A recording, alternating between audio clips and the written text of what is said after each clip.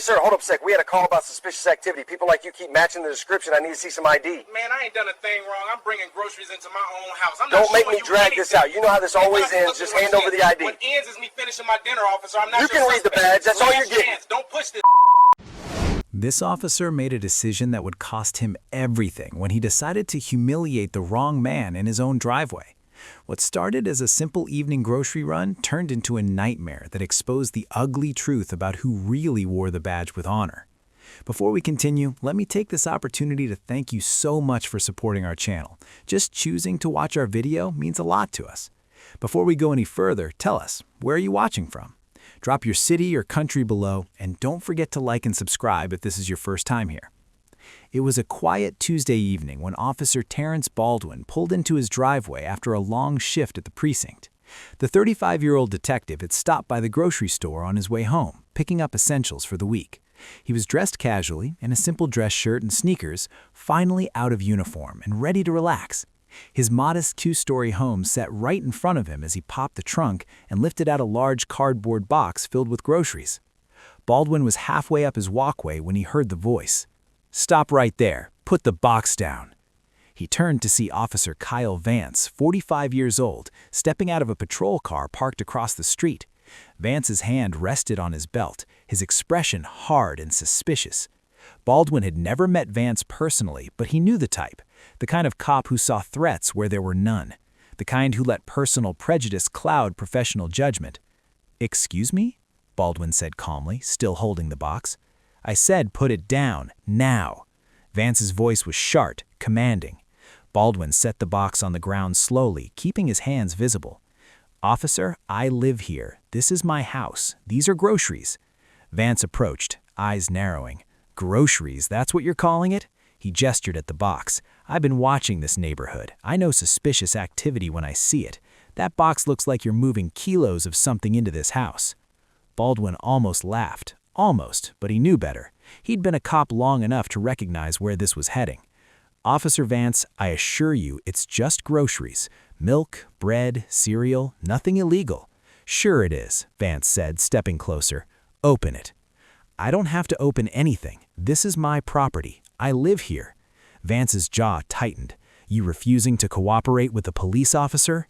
Baldwin took a breath. "Stay calm, stay smart. I'm not refusing anything. I'm telling you the facts.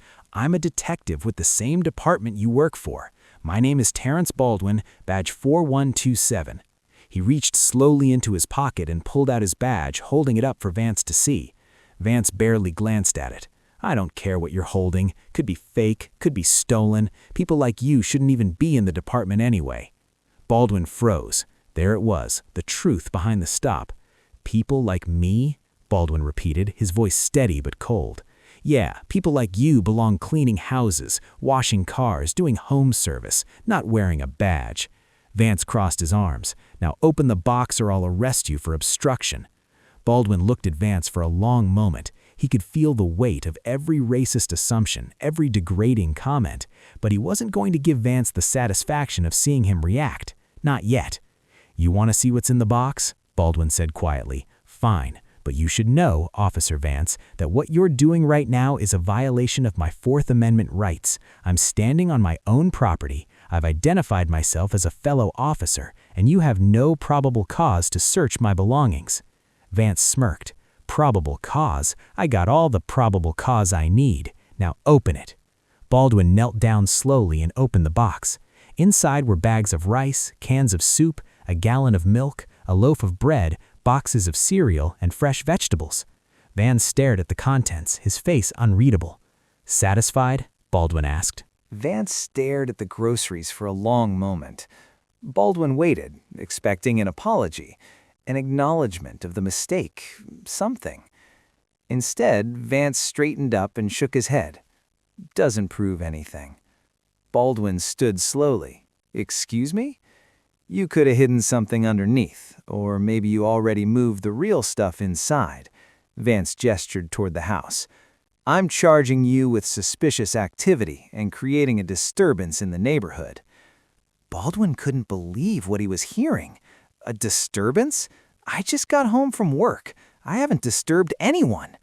"You're disturbing me," Vance said flatly, "and I've had complaints about this address." Complaints? I've lived here for 3 years, never had a single complaint. Baldwin's voice remained calm, but there was steel underneath. What you're doing right now is harassment, and it's on record. Vance's eyes flickered. What are you talking about? Baldwin pointed at the body camera clipped to Vance's uniform. That. You've been recording this entire interaction, every word, every accusation, illegal illegal search. For the first time, Vance looked uncomfortable, but he recovered quickly. So what? I'm doing my job. Your job? Baldwin repeated. Your job is to protect and serve, not to racially profile fellow officers in their own driveways. I'm not profiling anyone, Vance shot back. I saw suspicious behavior and I responded. That's what cops do. Suspicious behavior, Baldwin said slowly. A black man carrying a box of groceries into his own house is suspicious to you? Don't make this about race. You already did that when you told me people like me don't belong in the department. Baldwin took a step forward. You said I should be cleaning houses, washing cars. You made it about race the second you decided to stop me for no reason. Vance's face flushed red. You need to watch your tone with me. Or what? You'll arrest me for tone of voice? Baldwin shook his head. Go ahead, add it to the list. Suspicious activity, disturbing the peace, improper tone. Let's see how that plays in front of internal affairs. You threatening me? I'm informing you of the consequences of your actions, Baldwin said calmly. That's different. I know my rights, Officer Vance. I know the law, and I know that everything you've done here tonight is a violation of protocol. Vance pulled out his handcuffs. Turn around. You're under arrest. Baldwin didn't move. On what charges? Resisting arrest? Obstruction? Disturbing the peace? I haven't resisted anything. I've been cooperative from the start. I showed you my badge. I opened the box. I've answered your questions. Baldwin's voice never rose, never wavered.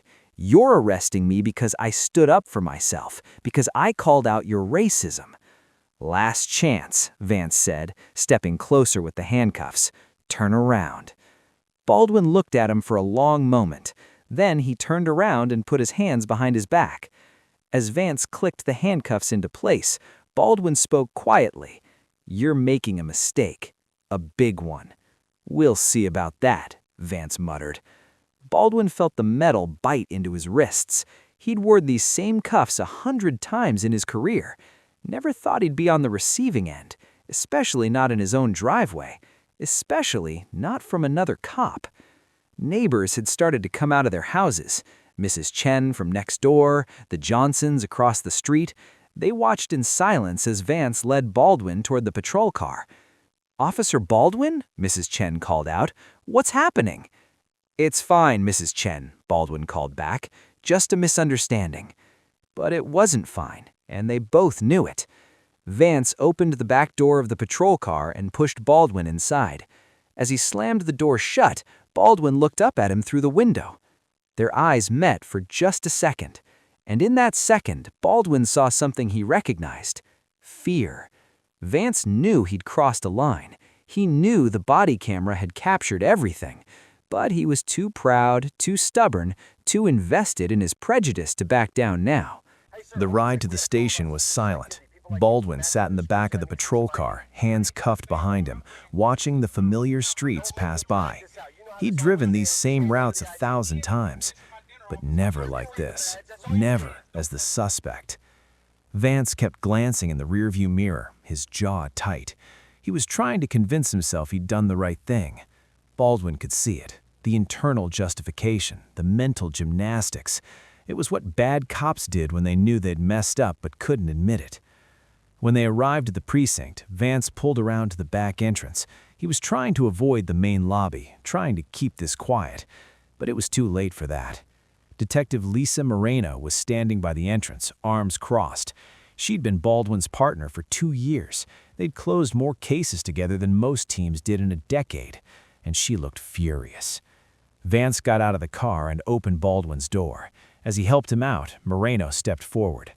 "What the hell is going on, Vance?" "Official police business," Vance said stiffly. "Step aside." "Official business?" Moreno looked at Baldwin, then back at Vance.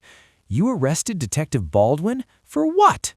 "Suspicious activity, obstruction, disturbing the peace." Moreno stared at him. "You're joking." "Do I look like I'm joking?" Vance grabbed Baldwin's arm and tried to move past her.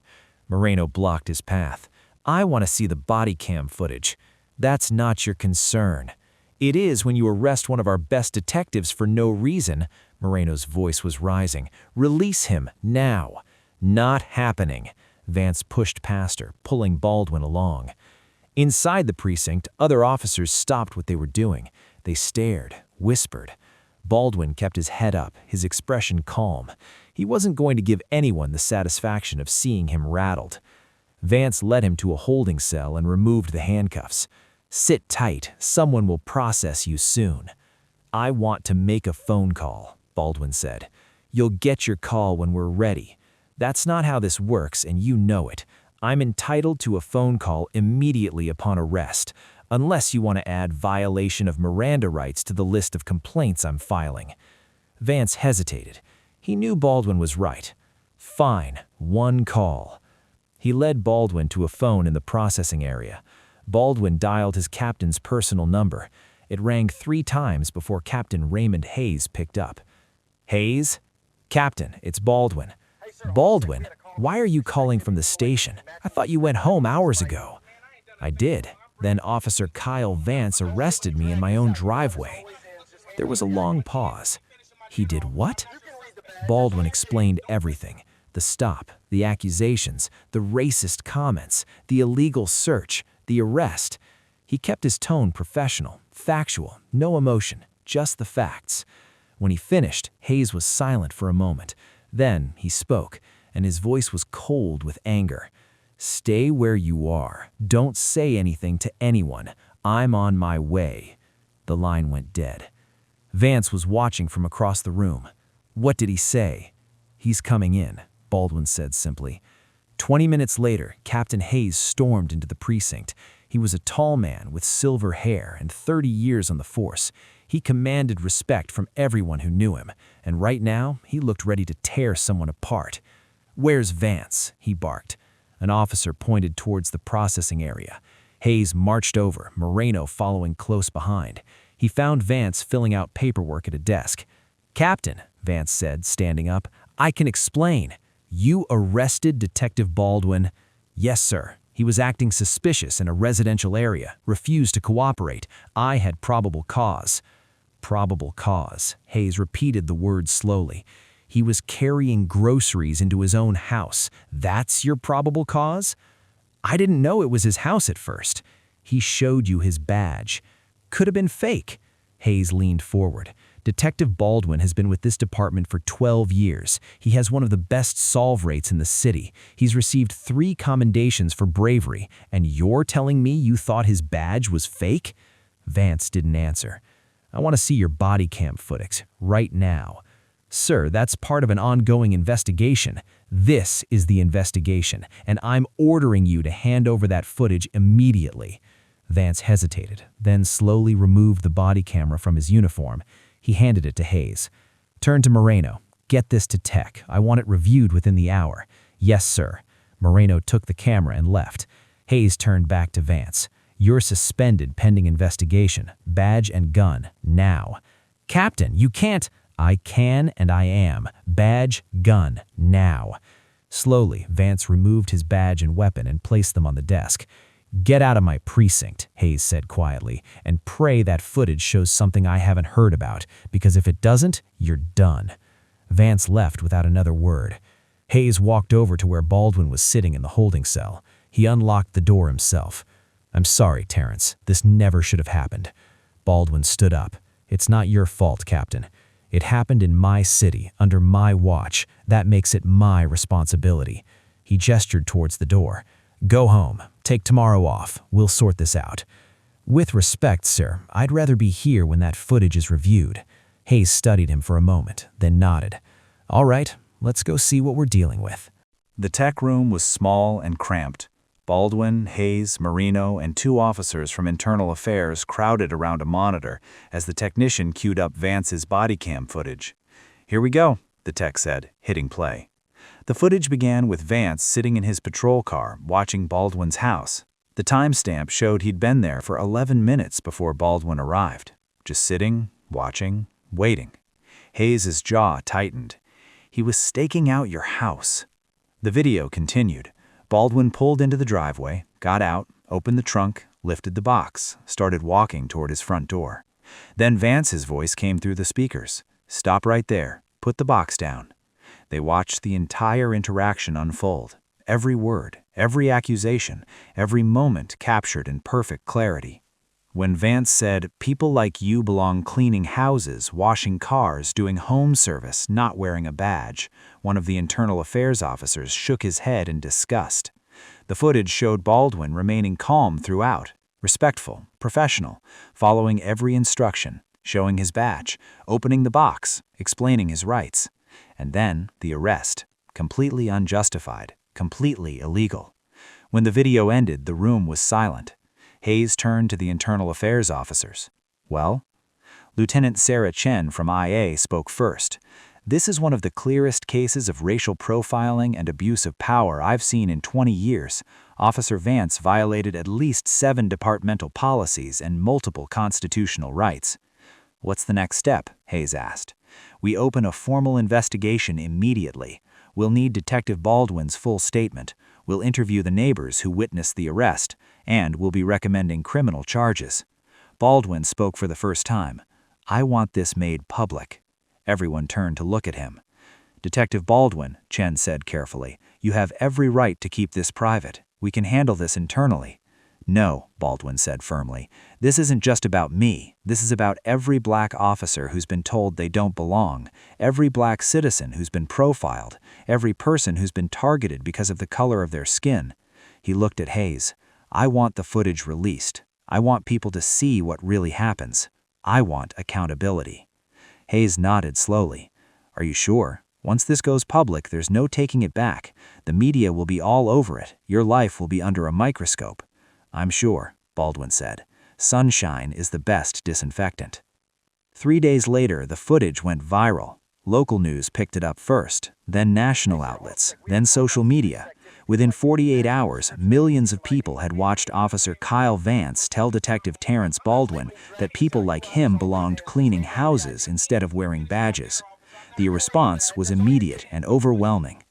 Community leaders demanded Vance's termination. Civil rights organizations called for criminal prosecution. Fellow officers from across the country voiced their support for Baldwin.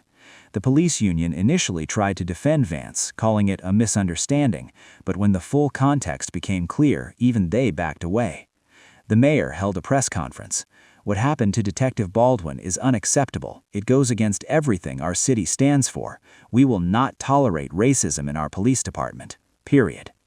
The district attorney announced that Vance would face criminal charges, civil rights violations, unlawful arrest, deprivation of rights under color of law. Baldwin watched it all unfold from his living room. His phone rang constantly. Interview requests, support from strangers, threats from Vance's supporters. Moreno came over one evening with takeout. "How are you holding up?" "I'm all right," Baldwin said. "Tired, but all right." "You did the right thing, going public." "I know. Doesn't make it easier, though. You know what the worst part is? Vance isn't unique. He's just the one who got caught. There are dozens more like him out there. Hundreds, maybe." "So what do we do?" Moreno asked. "We keep fighting. We keep speaking up. We make sure this means something." Baldwin took a sip of water. "One bad cop exposed is progress, but it's not enough. It's never enough until the system changes." The trial came 6 months later. The courtroom was packed. Baldwin sat in the front row wearing his dress uniform. He'd been called to testify, and he wanted Vance to see exactly who he'd targeted. The prosecution's case was airtight. The body cam footage, witness testimony from neighbors, expert analysis on racial profiling, Baldwin's own testimony, calm and factual, detailing every moment of that evening. Vance's defense tried to argue that he was just doing his job, that he had legitimate concerns, that race had nothing to do with it. But the jury didn't buy it. After 3 hours of deliberation, they returned with a verdict: guilty on all counts. The judge showed no mercy during sentencing. Officer Vance, you betrayed the oath you took. You used your position of authority not to protect and serve, but to harass and intimidate. You targeted a fellow officer because of the color of his skin. This court will not tolerate such behavior. 5 years in prison. The courtroom erupted. Some cheered, some gasped. Vance sat motionless, staring straight ahead. The civil lawsuit came next. Baldwin's attorney filed against both Officer Vance and the city, arguing that the department's failure to properly screen and train officers had enabled the incident. The case was strong, the evidence was overwhelming, and the city knew it. Rather than go to trial, they settled $10,000. It wasn't about the money for Baldwin. It never had been. It was about accountability. It was about making sure the city understood that actions had consequences. The settlement also included mandatory implicit bias training for all officers, updated protocols for handling complaints of racial profiling, and the establishment of a civilian oversight board to review cases of alleged police misconduct. Small steps, but steps nonetheless. Baldwin returned to work 2 weeks after the trial ended. He'd thought about leaving, about finding another line of work, but that would have meant letting Vance win, and he wasn't about to do that. His first day back, the entire precinct stood and applauded as he walked in. Captain Hayes shook his hand. Moreno hugged him. Even officers he barely knew came up to express their support. "Welcome back, Detective," Hayes said. "We missed you." "Good to be back, sir." Hayes walked him to his desk. "Listen, I know this hasn't been easy. If you need anything, more time, different assignment, you just say the word." "I appreciate that, Captain, but I'm exactly where I need to be." Hayes nodded. "All right then. Moreno's got a case that needs your eye, something about a string of burglaries in the East District. I'm on it." Work became Baldwin's refuge. Every case solved was a reminder that he was good at his job, that he belonged, that no racist cop could take that away from him. But the incident changed him in ways he didn't expect. He started speaking at community events, sharing his story, talking about implicit bias and systemic racism, not as a victim, but as someone who'd survived and fought back. Young black officers would approach him after these talks. They'd share their own stories of discrimination, of being overlooked for promotions, of being treated differently by fellow cops. And Baldwin would listen, really listen, because he understood. "What do we do?" one young officer asked him. "How do we keep going when the system feels rigged against us?" Baldwin thought for a moment. "You document everything. You know your rights, you speak up when you see injustice, and you never, ever let them make you believe you don't belong." He paused. "But more than that, you be the change you want to see. You treat every person with dignity. You do the job with integrity. You prove every single day that you're not just as good as anyone else wearing this badge, you're better, because you had to be." The young officer nodded, absorbing the words. 6 months after the trial, Baldwin received a letter. It was from a teenager named Marcus Chen, Mrs. Chen's grandson. He'd witnessed the arrest that night. The letter read, "Detective Baldwin, I saw what happened to you. I saw how you stayed calm even when that officer was wrong. I saw how you stood up for yourself. I'm 16 now, and I've been thinking about what I want to do with my life. After watching you, I think I want to be a cop, not like Officer Vance, like you, someone who does the right thing even when it's hard. Thank you for showing me what real courage looks like." Baldwin read the letter 3 times. Then he folded it carefully and put it in his desk drawer. This was why he'd gone public. This was why he'd fought back. Not just for himself, for every kid who needed to see that justice was possible, that standing up to injustice mattered. The road ahead wasn't easy. Vance was in prison, but the system that enabled him was still in place. There would be more incidents, more officers who let prejudice cloud their judgment, more fights to fight. But Baldwin was ready. He'd learned something important that evening in his driveway. Silence protects the guilty. Speaking up protects the innocent. And sometimes the most powerful thing you can do is refuse to accept injustice, even when everyone tells you to let it go. Especially then. Years from now, people would ask Baldwin about that night, about how it felt to be arrested in his own driveway by a racist cop, about whether justice was truly served. And he would tell them the truth. Justice wasn't just Vance going to prison. Justice wasn't just the settlement or the policy changes. Justice was making sure that what happened to me would be harder for it to happen to someone else. Justice was using my voice when I could have stayed silent. Justice was refusing to let hate win. He paused, then added, "But the fight isn't over. It never is. Every generation has to decide whether they'll stand up or stay silent, whether they'll demand change or accept the status quo. That's the real question we all have to answer." So here's the question for you. Do you think 5 years was enough? Do you think justice was truly served? Or is there more work to be done? What would you have done in Baldwin's position? Would you have gone public with the footage, knowing that would change your life forever? Or would you have handled it quietly, behind closed doors? Drop your thoughts in the comments below. And if this story made you think, if it moved you, if it reminded you why accountability matters, hit that like button and subscribe. We need these conversations. We need these stories, because change doesn't happen in silence.